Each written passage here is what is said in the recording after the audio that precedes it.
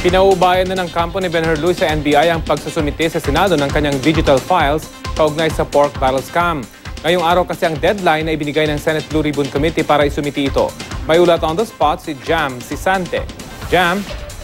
Yes, Rafi, ngayon nga ang deadline para isumite ni Ben-Hur sa Senate Blue Ribbon Committee ang kanyang digital files kaugnay ng pork barrel scam. Pero sumulat ang kampo ni Luis sa komite para sabihing pinapaubayan na nila sa NBI ang pagsumite ng naturang record. Sabi ni DOJ Secretary Leila De Lima, pag-uusapan nila ng NBI kung anong gagawin. Pero sa ngayon, inclined daw ang NBI na hingin muna ang payo o permiso ng Ombudsman.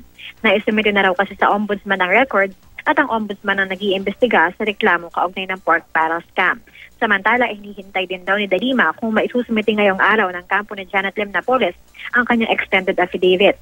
Sakaling isumite ito ngayon sa DOJ, nakakasunod na raw ang DOJ sa sabina ng Blue Ribbon Committee na nagsasabing dapat itong isumite bukas. Pero kapag nag-comply raw sila sa sabina ay hihilingin nila sa Blue Ribbon Committee na wag munang isapubliko ang affidavit.